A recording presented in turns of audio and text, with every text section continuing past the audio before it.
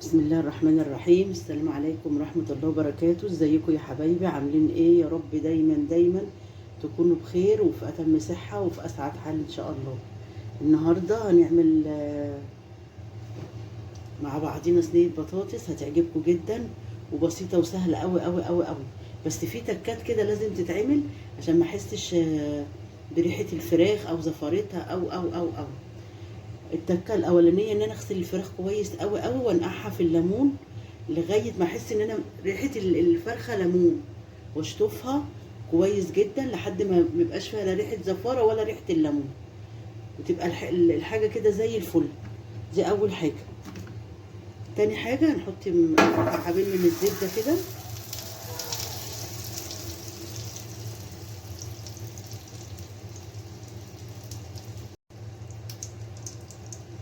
الزبده بتاعتي ابتدت تسيح اهي. معايا كام شريحه بصل احطهم.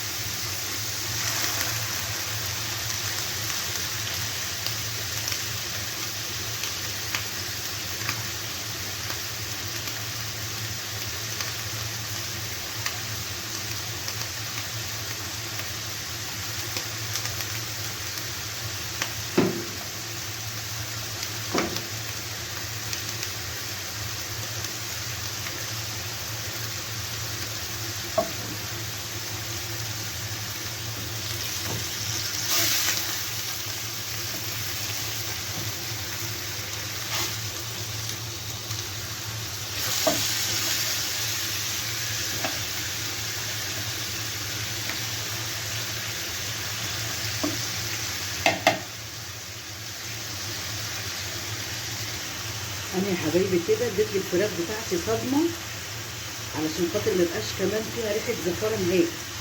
ببصلايه ممكن فصين توم، انا عملتها معاكم قبل كده بفصين توم، شوحتهم ورحت حاطه الفراخ عليهم. احط بقى التوابل بتاعتي في الكبيس كده اهي.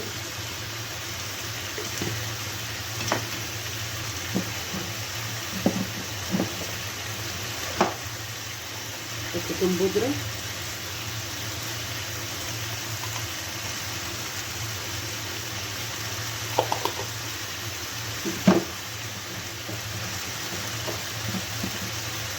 احط شويه من السبع بهارات. كل الحاجات دي بتعزز لي الطعم.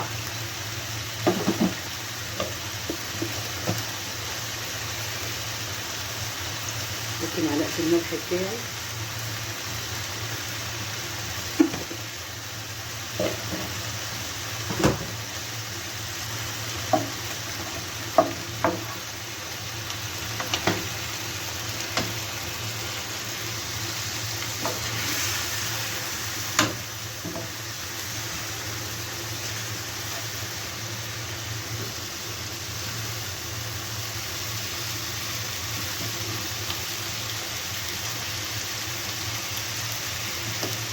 ادي يا حبايبي انا عندي بقى كده عامله البطاطس اهي، قطعها شرايح ومعاها بصل شرايح برضو اهو، اللي بيحب يعملها ني في ني اهو.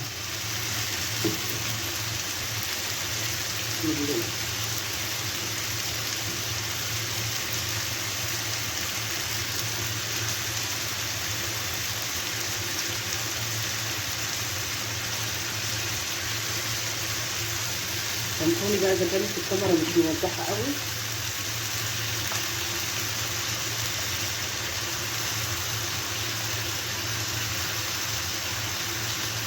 بس ربنا ييسر بقى ان شاء الله. الحمد لله على كل حاجه.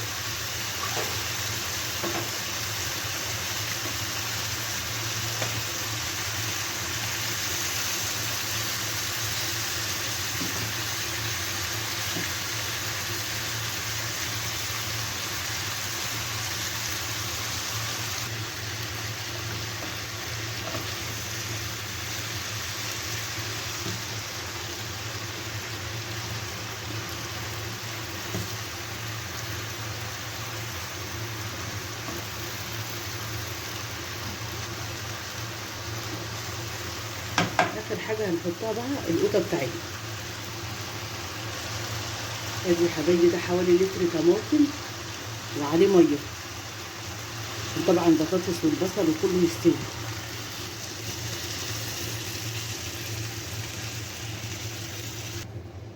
ادي يا حبايبي لو انا مستعجله بقى قوي على التسويه بتاعتها اخليها تاخد غلوتين كده من فوق وادخلها الفرن. مش مستعجله عليها اخدها زي ما هي ادخلها الفرن، هتاكلي احلى بطاطس.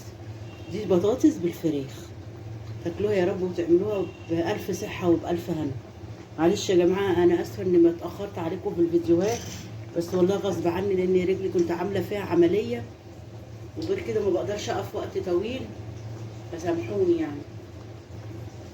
وغير كده كمان ما بقتش متشجعه صراحه يعني ربكم والحق ان لان مفيش التفاعل ضعيف جدا جدا جدا.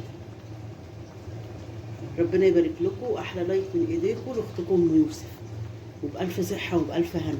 وبعد كده نبقى نشوف الشكل النهائي بتاعها ان شاء الله. ادي يا حبايبي صينيه البطاطس، احلى صينيه بطاطس عملناها بالهنا والشفا، صحه وهنا يا رب. انا خليتها خدت غلوتين زي ما وريتكم على البوتاجاز من فوق، وبعدين رحت مدخلاها الفرن، خدت الشكل النهائي بتاعنا كده، والفراخ اتحمرت من فوق زي ما انتم شايفين كده.